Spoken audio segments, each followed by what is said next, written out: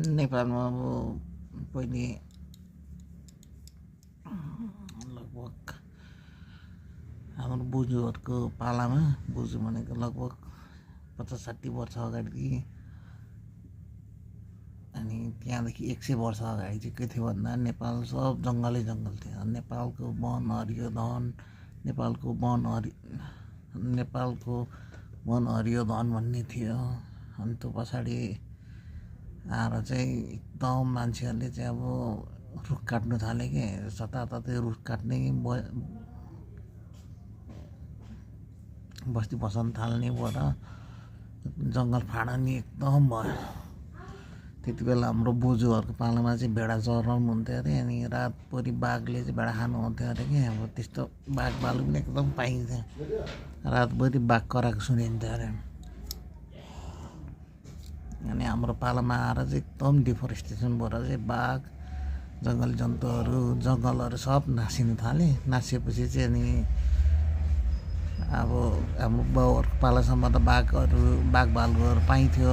जङ्गल पनि एकदम दिउँसै रात हरियारो हुने खालको जङ्गलहरू हुन्थ्यो अरे।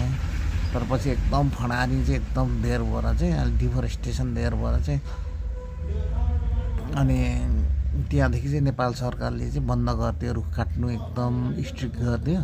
त्यो भएर चाहिँ अहिले चाहिँ भर्खर बिस्तारै गाउँघरतिर पनि अब हाम्रो पहिले त अब 10-20 वर्ष अगाडि त के थियो भने स्याल मात्र कराउँथ्यो, बाँदरहरू देखिन्थ्यो अलिअलि, त्यस्तो मात्र थियो गाउँघरतिर।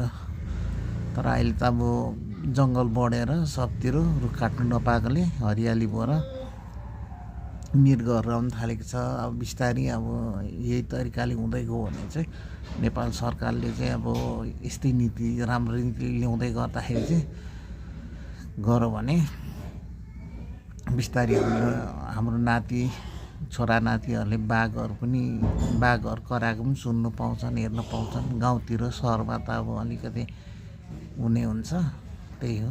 अनि अस्ति अब एउटा भिडियोमा चाहिँ कुलमान घिसिङ चाहिँ अब अहिले मन्त्री छन्, मन्त्रीले उसले चाहिँ के भन्दै थियो भने यो रुख काट्ने हटाउनु पर्छ भन्दै थियो। तर गलत हो, उसले चाहिँ बुझेकै छैन।